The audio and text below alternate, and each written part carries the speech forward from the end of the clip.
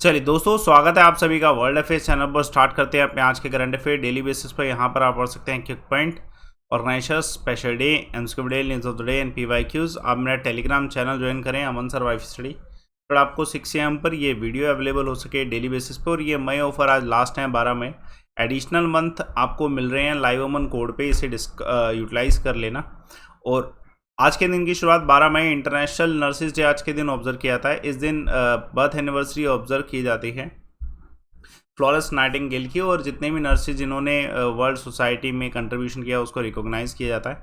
Historically देखा जाए तो 1953 में डोरथी स्थलन के द्वारा प्रपोज किया गया था USA प्रेसिडेंट के लिए कि नर्स डे ऑब्जर्व किया जाना चाहिए, लेकिन उस समय इसे रिजेक्ट कर दिया गया। लेकिन बाद में 1965 में इंटरनेशनल काउंसिल ऑफ नर्स के द्वारा इसे ऑब्जर्व करना स्टार्ट किया गया। आज के दिन का पहला सवाल, इंडिया और कौन सा देश है जिसके बीच में जॉइंट कमीशन मीटिंग जो है दिल्ली में हुई है? तो आंसर है ओमान। इंडिया और ओमान के बीच में commerce and industry minister India के और बाकी काउंटर पार्ट ओमान से डेलीगेशन थी, जिन्होंने दिल्ली में डिस्कशन किया इकोनॉमिक बूस्ट के लिए दोनों देशों के बीच में। और इंडिया के जो रिप्रेजेंटेटिव है और जो ओमान के रिप्रेजेंटेटिव है वो basically health, pharmaceutical, mining, tourism, इन सब क्षेत्रों से संबंधित थे। अगर इंडिया के एक्सपोर्ट की बात करी जाए ओमान में, तो हम बहुत सारी चीज़ों में एक्सपोर्ट करते हैं, mineral fuel, textile and almost सभी चीज़ों में। तो ओमान के जो commerce, industry and investment promotion minister है कासिम बिन मोहम्मद, इन्होंने पूरे डेलीगेशन को लीड किया था और मल्टी सेक्टोरल डेलीगेशन मीटिंग जो है ये कंडक्ट की गई है। इंडिया की तरफ से पीयूष गोयल थे ऑब्वियसली। चलिए देखिए दूसरा क्वेश्चन, जो गवर्नमेंट ऑफ इंडिया है इन्होंने हाल फिलहाल में कितने डोमेस्टिक कार्गो टर्मिनल एस्टैब्लिशमेंट का कहा है 20, 24, 25 के बीच में? तो 33।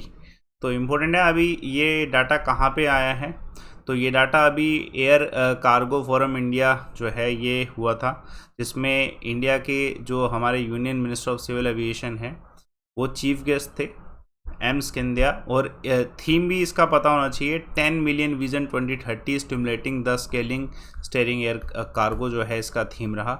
और इसमें इन्होंने डाटा बताया कि जो इंडिया में जो ग्लोबल एविएशन की अगर बात करें या इंडियन एविएशन की बात करें, उसमें कार्गो का बहुत बड़ा योगदान है। और इंडिया ने एक अच्छा ग्रोथ लिया है, 10% का ग्रोथ लिया है। अगर 2013 को कंपेयर करें आज के समय में 10% का ग्रोथ है। और 520% इंक्रीज हुआ है कार्गो रिवेन्यू, जो कि अगर अभी की बात करी जाए तो 2000 करोड़ के आसपास का रिवेन्यू है विद 3.1 मिलियन मेट्रिक टनेज।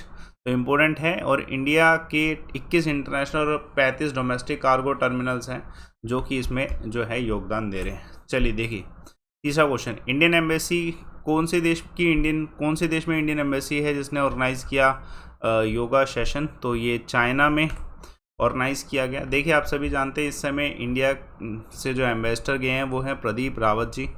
तो अभी इनके द्वारा इस चीज़ का अनाउंसमेंट भी किया गया था। और इंटरनेशनल डे ऑफ योगा आने वाला है, जिसकी वजह से लोग, पूरी दुनिया इंटरनेशनल डे ऑफ योगा का वेट कर रही है 21 जून। तो उसी के साथ साथ ऑफिस योगा नाम का जो है एक पूरा सेशन रखा गया, थीम रखा गया, योगा फॉर एल और ऑफिस योगा। कहाँ पे? चाइना में, शंघाई कॉरपोरेशन ऑर्गेनाइजेशन है उसके सेक्रेटेरिएट में, बीजिंग में, एग्जैक्ट लोकेशन ये है। और इसमें पार्टिसिपेट किया था SCO सेक्रेटरी जनरल यांग मियांग और एम्बेसडर प्रदीप रावत जी ने। तो एक तरीके से प्रमोशन है कि योगा जैसी प्रैक्टिसेस पूरी दुनिया जो है एक्सेप्ट कर रही है। तो डेफिनेटली इंडिया का नाम ही जो है रोशन हो रहा है इसमें। बताइए यून सुक यूल जो हैं ये हाल फिलहाल में कौन से देश के प्रेसिडेंट बने हैं? तो ये साउथ कोरिया के नए प्रेसिडेंट बने हैं। इससे पहले मून जिया थे और अब जो हैं यून सुक यूल हैं। देखिए इनके इलेक्शन जो है मार्च में ही हो गए थे, मार्च के आसपास नियर बाय हो गए थे, लेकिन अभी ये अनाउंसमेंट हुई है एज अ न्यू प्रेसिडेंट। और इनके रिज़ाइन में अभी बहुत कुछ होने वाला है। देखिए इनकी पॉलिसी नॉर्थ कोरिया को लेके थोड़ी सी चेंज है, और बाकी USA को लेके भी जो है इनकी पॉलिसी में थोड़ा सा बदलाव है। हालांकि जो पॉलिसी बहुत ज़्यादा जो है कह सकते हैं डिफेंसिव नहीं है। लेट्स सी कि ये क्या करते हैं, इनका जो पॉलिसी एक्शन है वो क्या होता है इस इंडिया को लेके और बाकी देशों को लेके।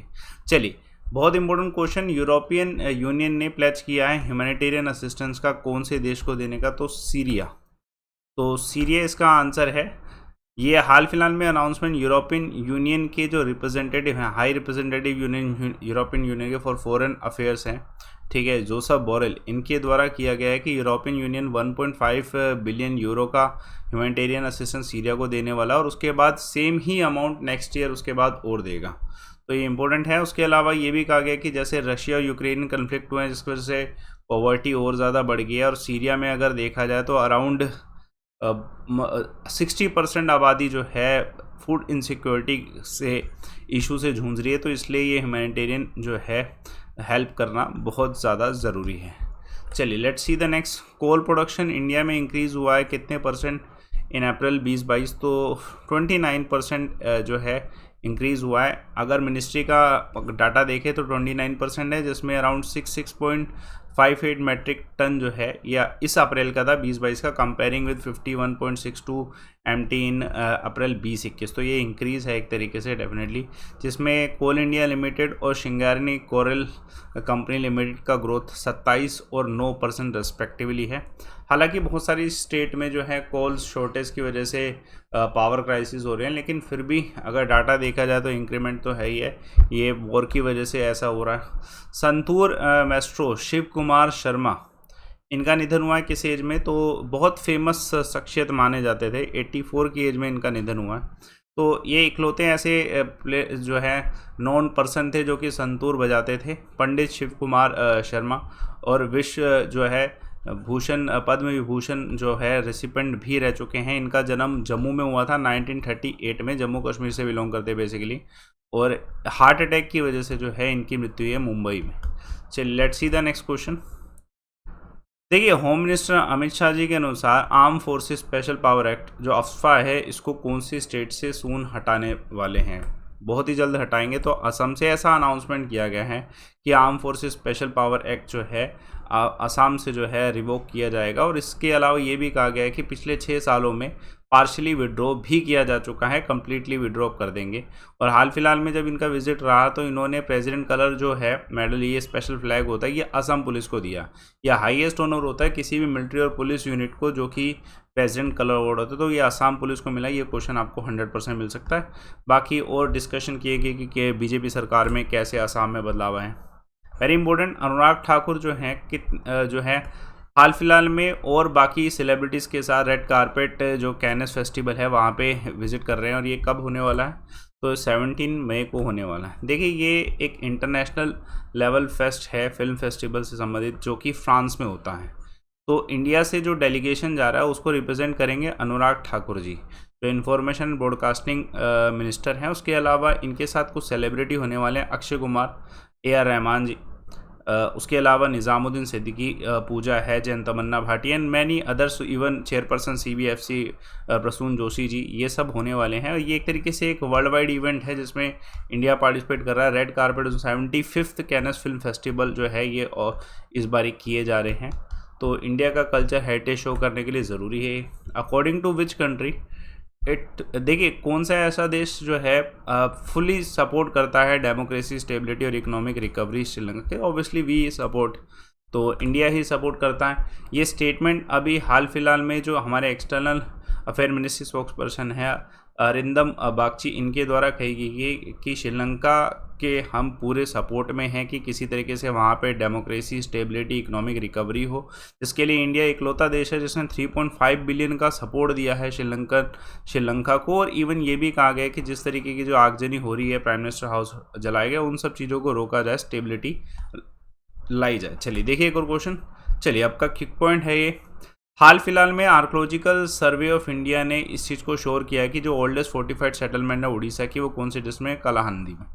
उसके अलावा कौन से देश के नए प्रेसिडेंट बने जो क्वाड ज्वाइन करने की इच्छा रखते हैं? तो अभी मैंने साउथ कोरिया बताया, तो वही ज्वाइन करना चाहते हैं। हाल फिलहाल में यूनाइटेड नेशन सिक्योरिटी काउंसिल ने एक डायल्यूटेड स्टेटमेंट की है किस कंट्री को लेके? यूक्रेन को लेके, कि यूक्रेन में एक तरीके से अटैक वॉर नहीं हुआ, डिस्टर्बेंस है एक तरीके से, तो जिससे थोड़ा सा इशू क्रिएट हुआ है। कल सवाल पूछा था फर्स्ट रिसर्च स्टेशन अंटार्कटिका में जो गवर्नमेंट ऑफ इंडिया के द्वारा बनाया गया, अंकिता रानी के द्वारा, बिल्कुल सही आंसर, दक्षिण गंगोत्री। और उसके अलावा आज का सवाल, टाइटल राजा जो है, राजा रणजीत सिंह को किसने दिया था? तो ये आंसर आप कमेंट बॉक्स में बताइएगा। टेलीग्राम चैनल ज्वाइन करें सो दैट आपको 6 AM पर रेगुलर वीडियो मिले। मेगा कॉम्पैक्ट आपके लिए अवेलेबल है, 15 मई से है, लाइव अमन कोड से आप इसको अभी नोटिफाई कर लेना। रिपोर्ट एंड विन यूटिलाइज करिए। प्राइस हाइक होने वाले हैं दोस्तों अनअकैडमी पे, इससे पहले 10% डिस्काउंट ले सकते हैं और प्राइस हाइक होने से पहले आपको कोड यूज़ करना है लाइव अमन। इसके साथ आपको आज एडिशनल ऑफर भी मिल जाएगा, प्राइस हाइक होने से पहले का आपको कोर्स भी मिलेगा। सब कुछ अवेलेबल होगा लाइव अमन कोड के डिस्काउंट पे। आपको सीधा डिस्काउंट प्रोसीड टू पे से पहले लगाना है लाइव अमन का और उसके बाद आपको आगे एक्सेस करना है। चलिए बाकी सेशन को लाइक करिए, शेयर करिए, चैनल को सब्सक्राइब करिए। Thanks a lot for watching.